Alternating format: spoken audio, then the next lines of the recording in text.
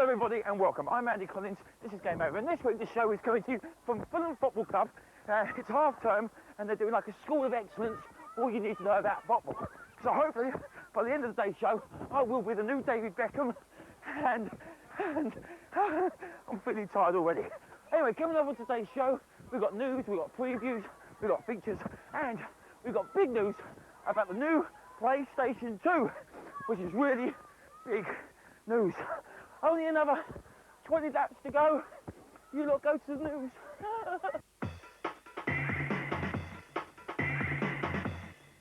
Football fans at this year's Millia are in for a pleasant surprise. Infogram, promoting their new footy title, Ronaldo v Football, hired a talented Brazilian superstar to wow the crowds at the media show held annually in Cannes, south of France. Ronaldo casually strolled around, smartly dressed in a black suit, and signed autographs. All the while he was surrounded by a bevy of tan beauties strutting their stuff to the samba rhythms. Strange things are happening at Rare Towers, it seems. The company have just changed the working title for their latest platformer from Conker's Quest to Conker's Bad Fur Day, and visitors to Rare's website are met with Conker, who's a squirrel incidentally, screaming abuse, which is bleeped out. So what possessed Rare to overhaul this originally quite cute kiddie platformer into something more akin to the foul-mouthed antics of South Park? Well, no one knows, but hopefully all will be revealed shortly. Capcom have released the eagerly awaited Biohazard Code Veronica in Japan. The survival horror series known as Resident Evil to Western gamers has proved to be one of Capcom's most successful franchises, and this Dreamcast version racked up impressive sales in its first few days of release. Code Veronica makes a departure from previous Resident Evil games by being set in a fully real-time environment, as opposed to the static rendered scenery seen in previous games in the series. Tune in for a Game Over preview soon. And finally, some news just in from our American correspondent concerning a bizarre new racer for the N64. Stunt Racer 3000 is a futuristic driving game with a 50s theme. Sounds strange, but it looks like it may just produce the goods. Early footage suggests it'll play like Hot Wheels Turbo Racing and look like a stylised World Driver Championship, the N64's answer to Gran Turismo. Other features include end-of-level boss cars and the ability to upgrade your vehicle attributes and customise the paintwork. As always, stay tuned to Game Over for more info. Okay, viewers, they're picking the teams at the moment. Right, let's... Me? I don't seem to be picking me yet. Yeah, him. Thanks, mate. Cheers. Anyway, time now for the first of our previews. Now, the Army Men series have been around for donkey's years. They're playing around with little green plastic menus, your type of thing. You are going to love this in the latest run of series. Basically, it's for the N64. It's called Army Men, Sarge's Heroes. Stand up and salute, and take a look at this. Please pick me, mate. Oh, please pick me. Please. Please? No?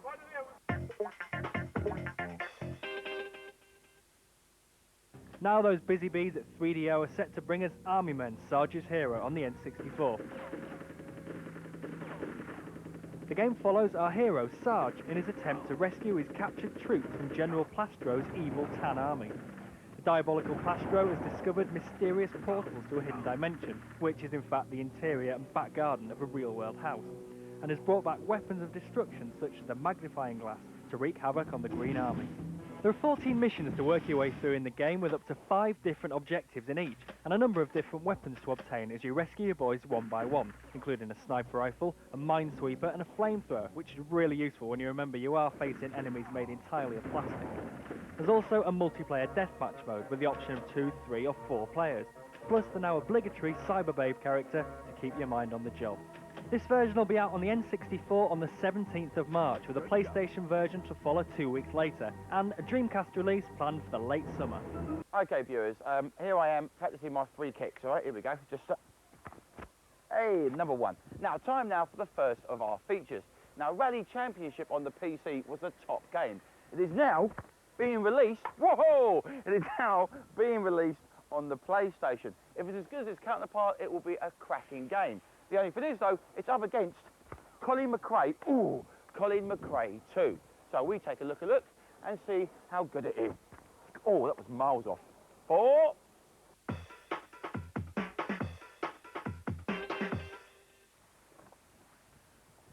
Now I'm a fan of fast things, and some games really get my pulse racing. One of my favourites from last year was Rally Championship on the PC. Now with the whole world and his wife waiting for Colin McRae 2, HotGen have decided to release Rally Championship on the PlayStation. So how well does it stand up? Well, it's got a load of cars, loads of tracks, and a fair splattering of mud, which is always a good start. To find out more, we had a word with Phil Rodcock at developers HotGen. With Rally, you can pick it up, have a quick go, and get really into the feel of the car instantly. With the arcade mode, you can have lots of fun just bashing other cars around on the tracks. You've got the two-player modes as well, where you can play against an opponent on a split screen. Or you can go for the whole Rally Championship. Like its PC partner, the game claims to be a truly authentic rally experience. But what have the developers done to get a bit of fuel injection into the game? During the development of Rally Championship, we spoke to a number of different rally drivers, including Martin ROWE, who rode in the 1998 British Rally Championships, to provide us with feedback from the point of view from a rally driver.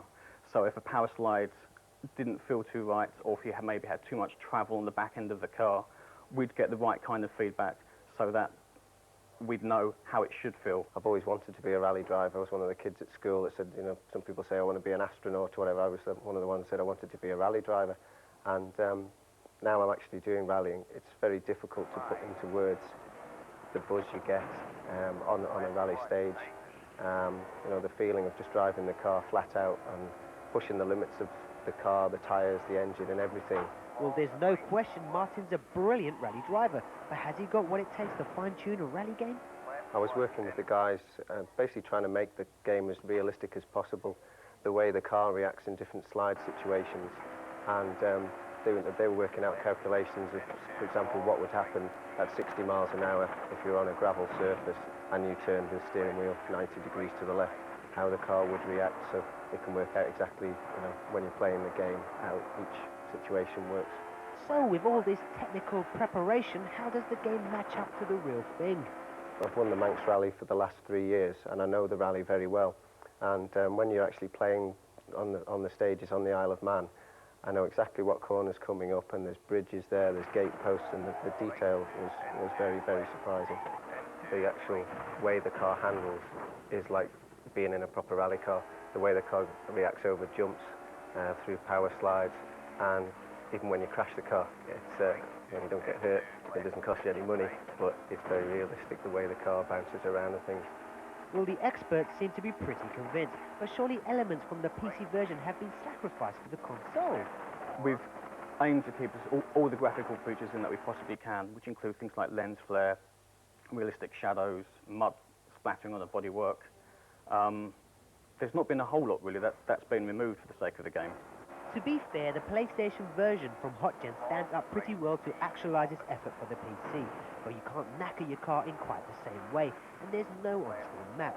Otherwise, the game plays pretty solidly, and there's plenty of well-designed tracks to keep you occupied. The real test, however, is whether it can steal the rallying crown from Mr. McRae.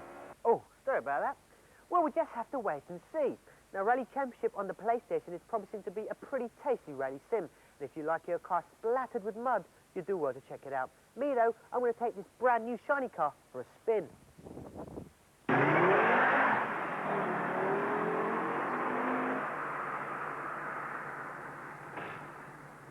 Now, later on, viewers, I'm going to be playing in a five-a-side match against my little friends over there. So the #1 tactic is to keep the ball high, you know what I mean? And they won't be able to tackle me. Anyway, just in case Graham Taylor's watching, as you can see, silky skills. Oh, baby! Okay, now keeping with the rally theme, we're going to go now to the Assassins. The game is South Park Rally. Now, I love the cartoon, so surely this game is going to be brilliant. Or am I setting myself up for a big fall? Let's go over to the Assassins. On your way, John. Oh, look, I've got mud in my hair now. Makeup.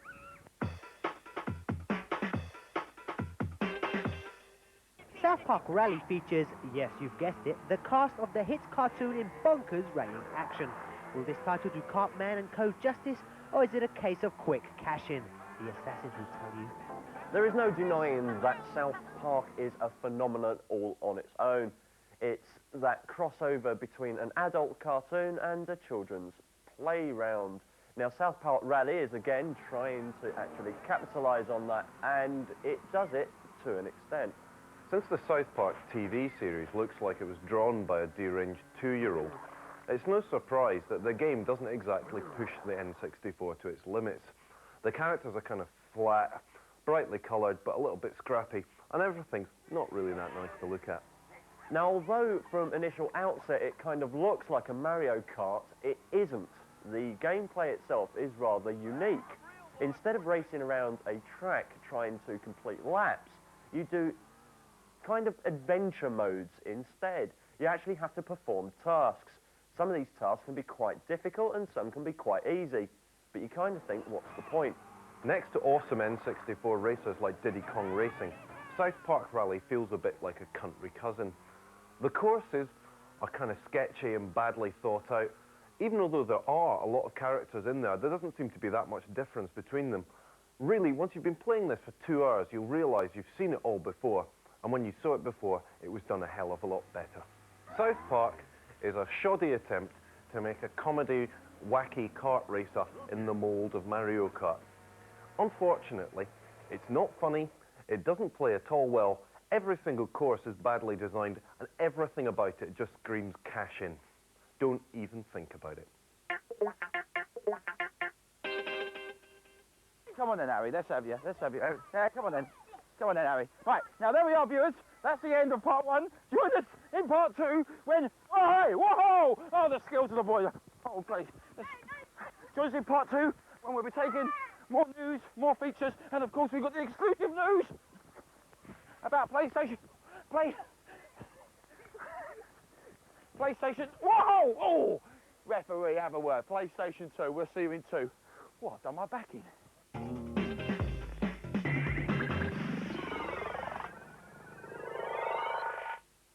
Tune into Road Test, the latest that's hip and cool in Technoland. This week, check out The Last Temptation of Apple. A shining beacon in a crowded market, or a bit of rotting fruit. Discover the joys of bouncing off walls. We're not talking bouncy castles here. And see if you have what it takes to slide down the slopes. Snowboarding is the big rage at the moment. Only the best items will make the grade. What's the verdict of our road tester? Find out tonight on Road Test at 7 on .tv. This big thing, it's kind of funny. I mean, this was the biggest building in the world for just 29 days. The world's biggest hotel, until someone opened a bigger one down.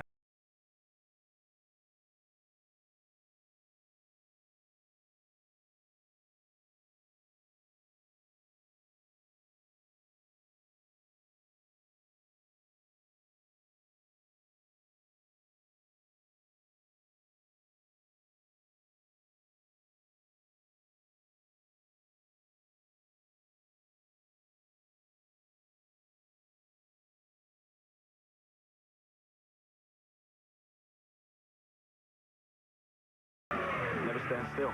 Even something as small as an ice cream. You make the biggest, then some wise guy comes along, makes one with a cherry and a little flag on top. And bingo, it's bigger. I suppose it's just the way we are. This is Sarah Cheng from Bow in London. She's very happy. Sarah discovered she can buy and sell pretty much anything on the internet at goricardo.co.uk, so she bid for a mini disc, a red suitcase, and a laundry bin. And she's selling a mixing deck, an upright vacuum cleaner, and a coffee maker. Sarah is very happy. Go buying, go selling, goricardo.co.uk. That's Go Ricardo. What will you auction today? Breathing. 3, 2, 1 to the right. 5 tummies in. 3. Are you all right, Margaret? Yes. You thought about how you'll manage in the future? Oh, I'll be okay. Well, did you know Bupa can help? From advice to help at home to care homes. New services for the elderly from Bupa. Call 0800 00 1010. Tonight on Skybox Office. Oh my God! What links LA Club Life the Roxbury with Scarborough Low Life? The one and the only Little Boy! South Pacific Gunplay. I want you to attack! I want you to attack right now! With sharp Pacific Swordplay. Nice ball. And comedy moves. Are you receiving me? With moving drama. The answer to all these questions tonight on Skybox Office.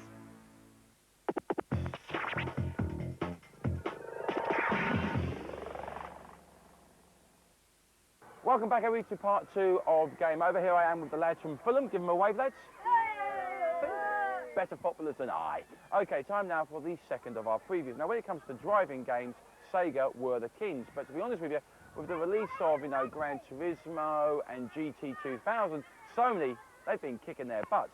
But not anymore, because they are releasing Sega GT on the Dreamcast. Is their little ace up the sleeve? Is it any good? Well, we take a look. Have a walk. Come on, let's just go. Warm up. Let's go. That was very average what I just did there, but I think it might be able to get... After an excruciatingly long wait, Sega GT Homologation Special finally hit retail shelves in Japan. Can this game be the Dreamcast answer to Gran Turismo? Sega GT is essentially very similar to Gran Turismo. Unfortunately, Sega GT's car lineup is entirely made up of Japanese makes and models, but this may be rectified for the game's Western release.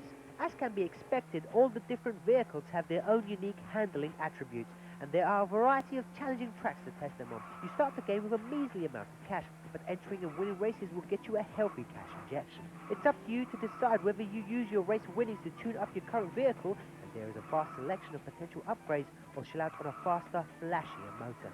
Unlike Gran Turismo, which offers arcade and simulation modes, GT is fundamentally geared towards all-out realism and is probably one of the most difficult driving games to date.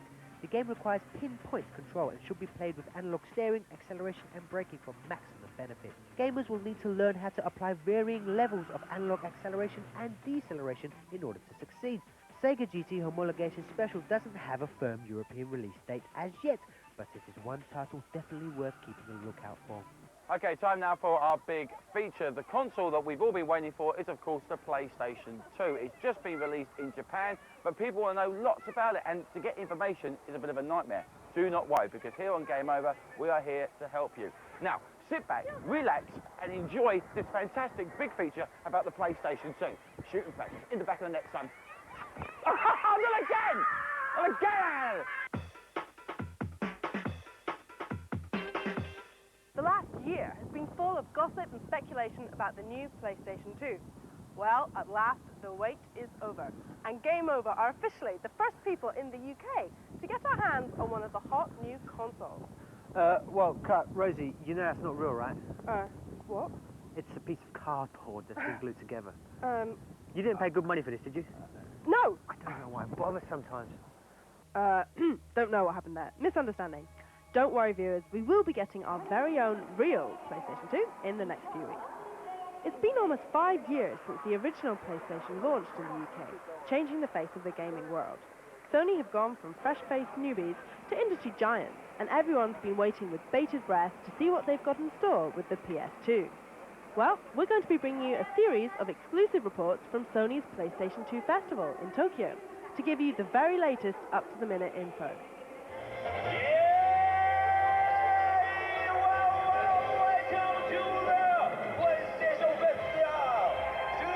So, let's cut to the chase. We're going to start with the machine itself. We were all very impressed with the tech demos on display at E3 last May, but how do we know the system can deliver this kind of quality for real? The demos for the original station in 1995 were way ahead of the first games that came out, and it took years for developers to use the machine to its full potential. But this time, it seems that the PS2 has specifications to match the talk. But just what are these specs that we're talking about? With all the facts and figures flying about, it's been a bit difficult to work out just what is so special about this dream machine. So, we at Game Over decided we'd do you all a favour and cut out all the jargon. In the months leading up to the launch, the word on everyone's lips has been polygons. If you've been listening to all the blurb, you'll know that PS2 allegedly processes 66 million polygons a second. Sounds impressive, but what does it mean? Basically, polygons are like Lego building bricks, which determine how detailed the 3D graphics can be. The more you've got, the better your games are going to look. However, simply ODing on the polygons doesn't make a game, and it can even give a flat, colourless look. But, as well as polys, the PS2 also has a lot of graphical tricks up its sleeves, including highly detailed texture mapping, filtering, and very special lighting effects. The extra processing power also means we can expect considerably advanced AI and in-game physics. And, after allowing for all these extra effects, the polygon count is likely to be more in the region of 18 million. However, we are still talking about a hefty handful of the things, particularly when you start comparing it to previous consoles. The original PlayStation could only handle around 360,000, which doesn't come close, and even the Dreamcast can only move a maximum of 3 million polys per second. And polygons aside, current consoles just can't compete in terms of the PS2's extra graphical effects. Sony are keen to create a machine with massive potential, and although they are launching as a games console first and foremost, a lot of thought has gone into the design, both visually and technically. Whether you go for the traditional horizontal look or stand it up in its end, the simple black machine would not look out of place in any designer living room. And technically, the console has got a huge amount of plug-in opportunities. It launches with a specially designed drive which uses a single laser to support both DVD and CD, which makes production costs cheaper. At the PS2 Festival, Sony had several stands running the Matrix to demonstrate the machine's ability as a DVD player. Most of the launch titles have been produced on CD, though this is set to change as the console matures. But for now, Kessen is the only game produced on DVD.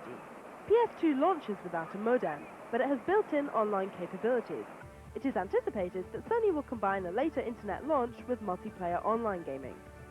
The machine also has industry-standard connections like USB, FireEye and optical out, which give PS2 very ambitious expansion possibilities.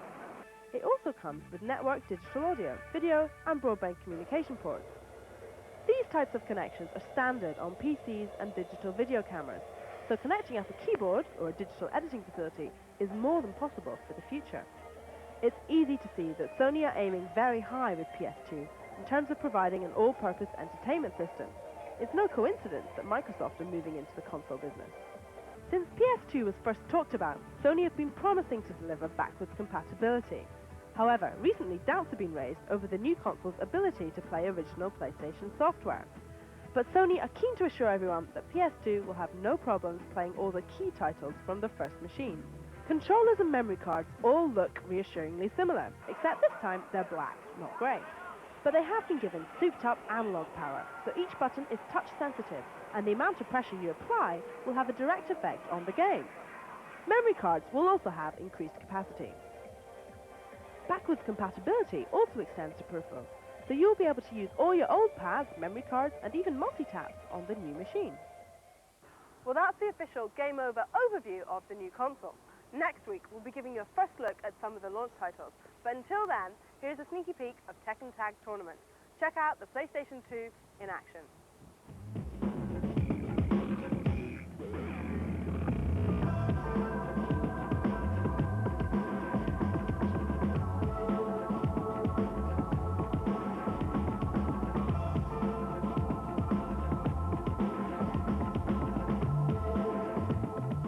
Got some bad news for you viewers. I've just been kicked out of the under-6 training camp because apparently I'm so bad at football. Actually, have a look at this.